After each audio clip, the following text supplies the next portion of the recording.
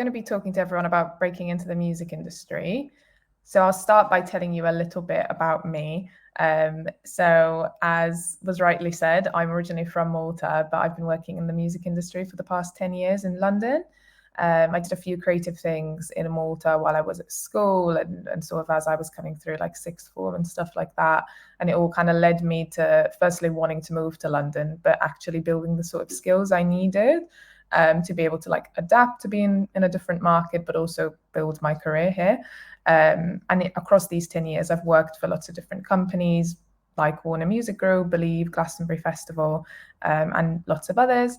And now I'm working as a founder, working directly with artists and people looking to build their career and businesses through mentorship, strategy, and consulting. A few noteworthy moments from my career, which really make sort of all the hard work worth it.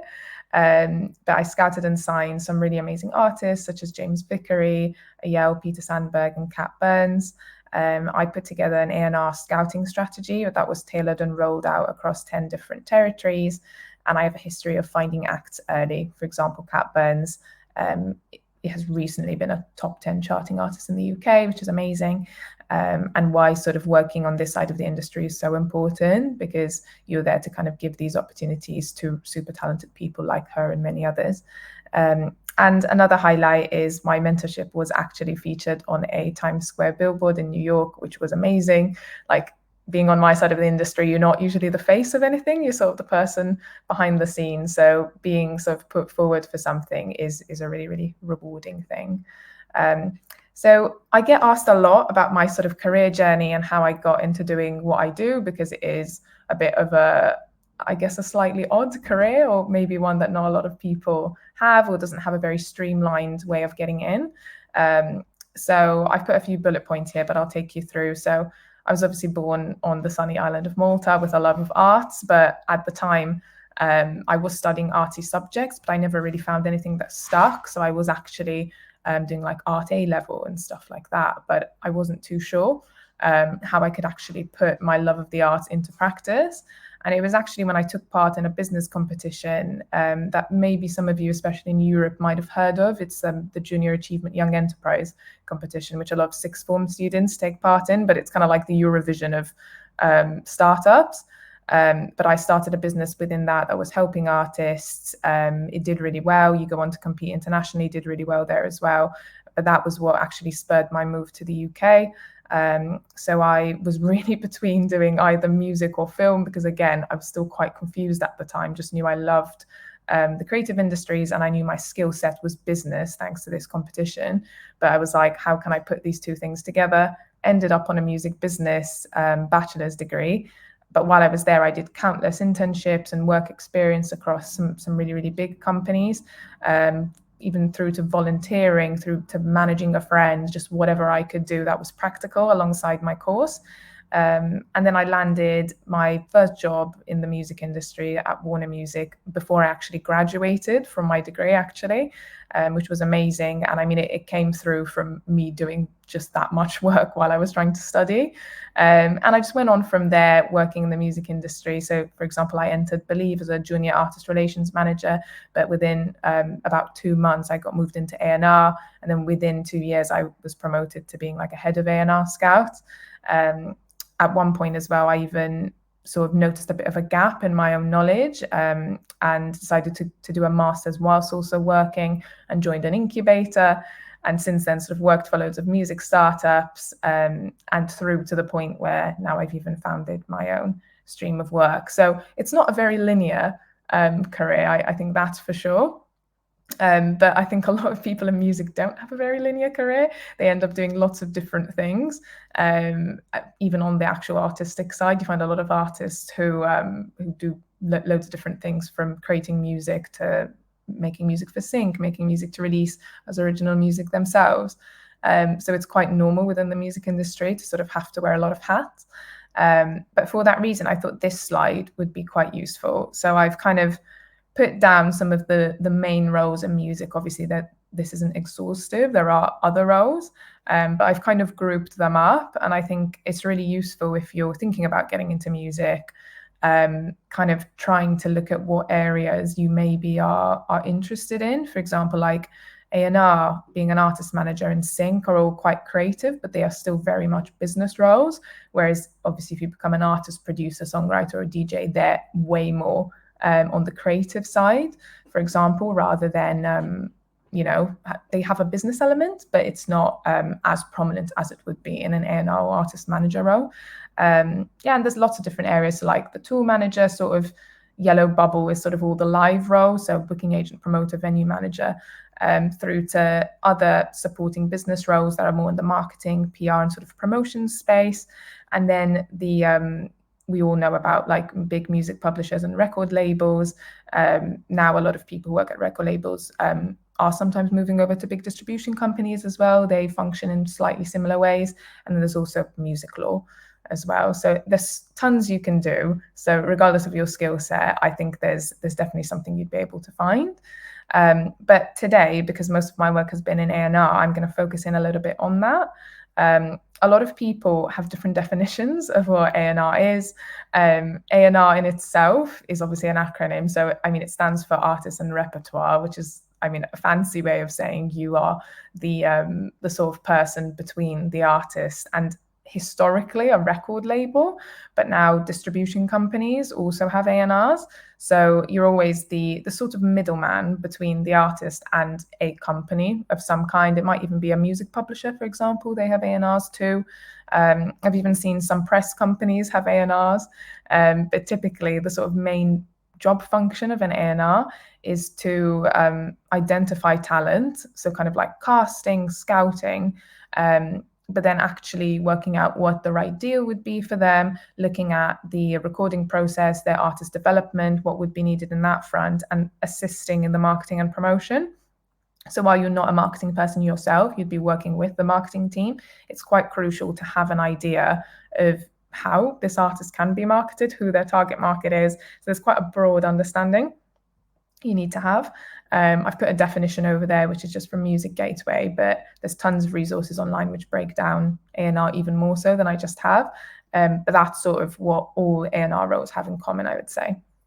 And I think what's really interesting is there's a notion of like what A&R used to be and what A&R is now. And it has changed quite a lot. I think a lot of us have watched like Hollywood movies and seen what a typical A&R sort of is like. It's very much someone who's like at a gig or learns about artists through like word of mouth, or runs auditions, or hears someone on the radio. And that was sort of how A&R was done.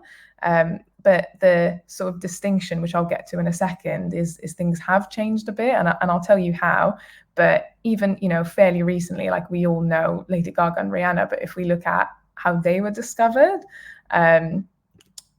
so Lady Gaga, it was from a live show, and Rihanna was through an audition. Like that's actually quite nowadays quite an old school way of finding people already, because things always change so rapidly in music. So looking at that next to how people scout now, it's very much like a combination of a variety of factors. And this is really due to social media. So now people still go to gigs, there's still word of mouth. People do sometimes still listen to radio. It just doesn't have the sort of weight that it used to. But data is what's really, really crucial. And by data, I mean, people's numbers. And that doesn't always mean sort of what we call vanity metrics of like how many followers you have, but actually growth and sort of how big your online community is. But very much in terms of who's actually engaged versus like if you just had tons of followers who weren't super interested in what you were doing as an artist. So the way people scout has really, really, really changed. And that means that the role of an A&R has really changed. So these are two different examples. So we know Billie Eilish, and then there's an artist called Peter Sandberg.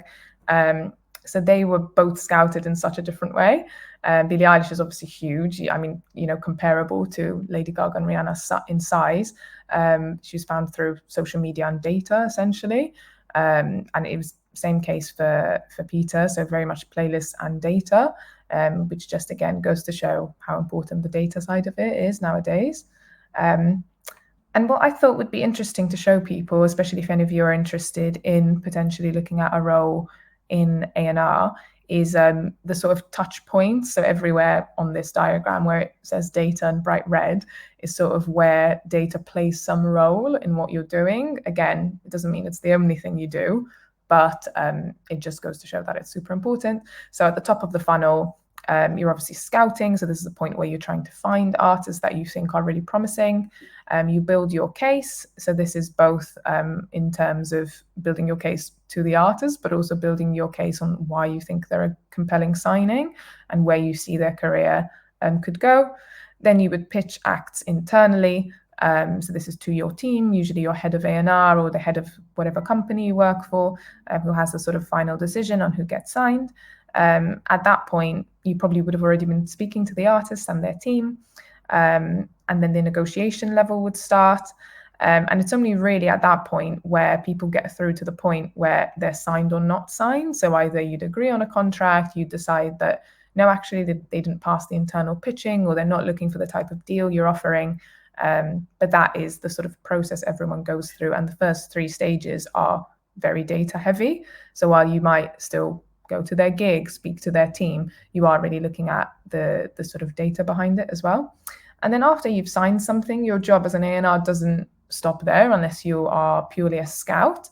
But you would continue to monitor and sort of re-examine at set intervals how the artist is doing. So you'd look at their data insights, you'd look at when their deal is coming to an end, how they're doing, maybe how close they are to making back the original money that was invested in them by the company. So there's lots of different data points you'd be looking at that point as well.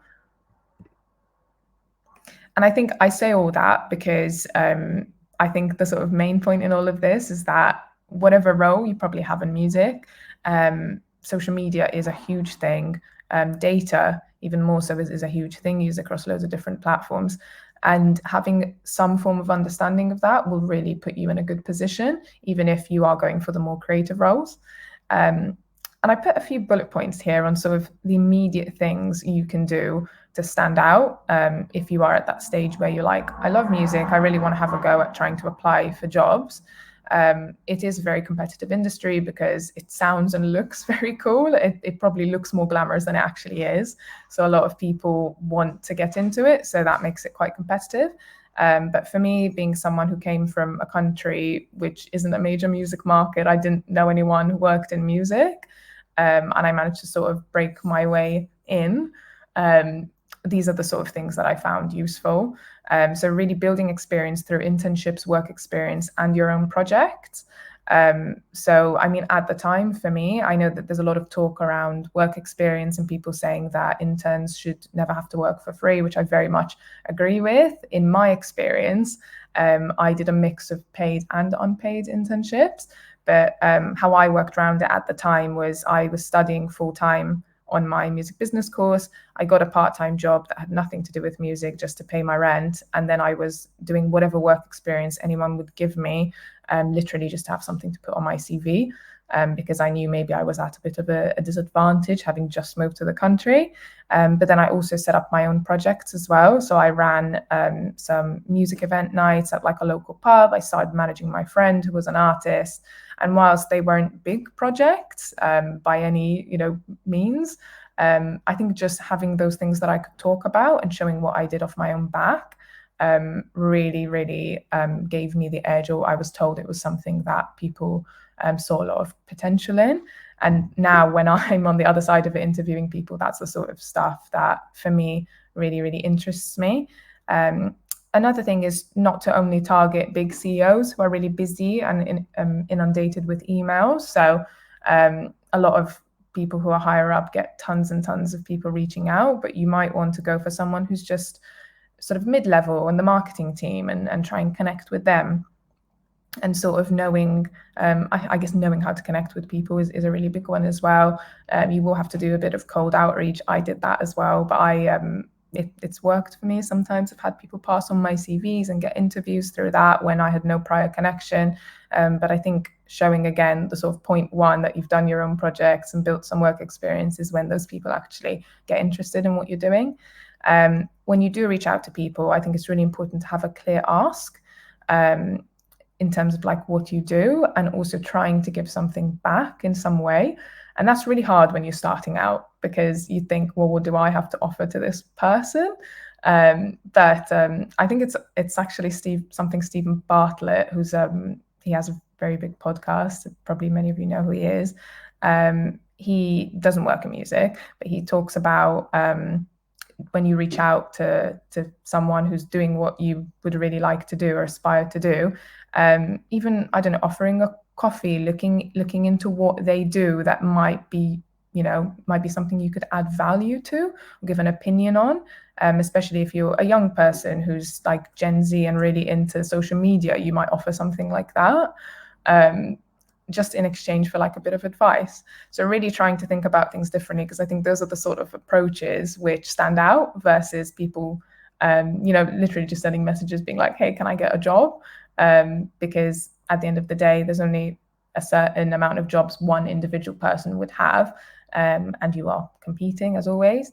And I think another big one which people overlook is helping your peers and working on projects together. So whilst it is a sort of competitive pursuit, I think there's a lot of value in like really nurturing your peer relationships and working on projects together. Like someone I went to uni with ran a really, really amazing big club night with a group of other people. And I think pretty much all of them managed to get their music industry jobs through doing that together. And there was no other way they would have been able to run something like that if they hadn't sort of grouped up. So I think thinking innovatively and really trying to have that sort of entrepreneurial mindset is something that's hugely valuable. And then, so I did mention that I run sort of strategy and mentorship, because I think a lot of you will probably be wanting to get into stuff like this. I thought I'd mention that I can reserve a few slots as a sort of like one-off discount for students and attendees. There's a link there's a QR code on the very last slide that I'll get to if anyone wants to look into it. And here we go. So if anyone wants to connect with me, scan the QR codes. I'm on LinkedIn, Instagram, and there's my website link as well. And then the final QR code is the mentorship offer that I just mentioned. So I'm going to do a discount for any students if they want to sort of get into more detail or speak to me, in a little bit more detail about what you're trying to do and what you're trying to get into. And that is everything.